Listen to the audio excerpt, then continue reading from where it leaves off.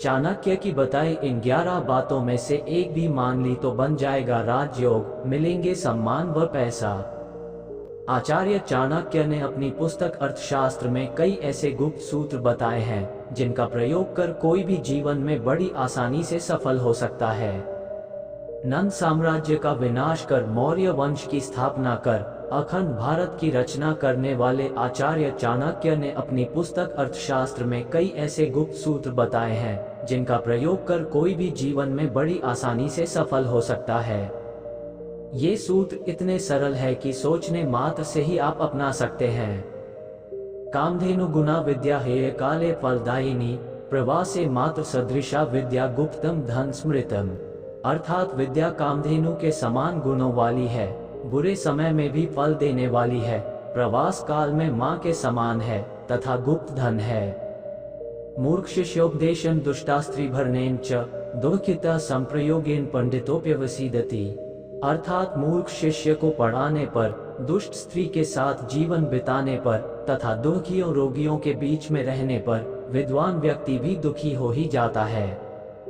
यस्मे देशे न सम्मानो न वृत्तिं च बांधवा न च विद्यागमोप्यस्ति वासस्तत्र न कार्येत। अर्थात चाणक्य कहते हैं कि जिस देश में सम्मान न हो, जहाँ कोई आजीविका न मिले, जहाँ अपना कोई भाई बंधु न रहता हो और जहाँ विद्या अध्ययन संभव न हो, ऐसे स्थान पर नहीं रहना चाहिए।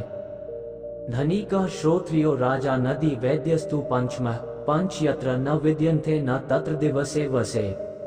अर्थात जहाँ कोई सेठ, वेदपाठी विद्वान, राजा और वैद्य न हो, जहाँ कोई नदी न हो, इन 5 स्थानों पर एक दिन भी नहीं रहना चाहिए। मनसा चिंतितम कार्यम वाचा नैव प्रकाशयेत, मंत्रेण रक्षयेत गु कार्य चापी नियोजयेत।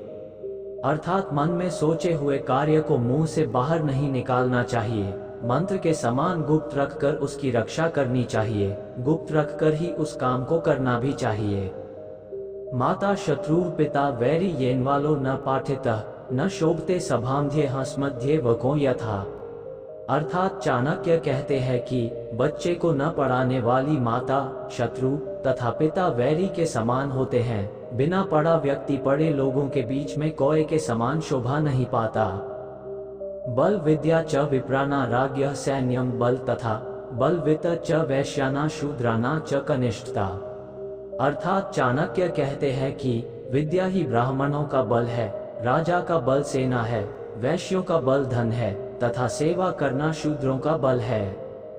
दुर्जनेषु च सर्पेषु वर सर्पो न दुर्जनः सर्पो दिनशति कालेन दुर्जनस्तु पदे पदे।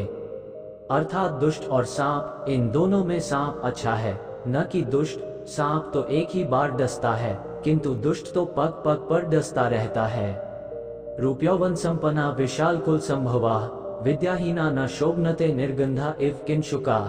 अर्थात चाणक्य कहते हैं कि रूप और यौवन से संपन्न उच्च कुल में उत्पन्न होकर भी विद्याहीन मनुष्य सुगंधहीन फूल के समान होते हैं और शोभा नहीं देते। विद्या मित्रम प्रवासेषु भार्या मित्रम गृहेषु च व्याधिस्यौषधम मित्रम धर्मो मित्रम मृत्स्य च। अर्थात घर से बाहर विदेश में रहने पर विद्या मित्र होती है, घर में पत्नी मित्र होती है, रोगी के लिए दवा मित्र होती है तथा मृत्यु के बाद व्यक्ति का धर्म ही उसका मित्र होता है।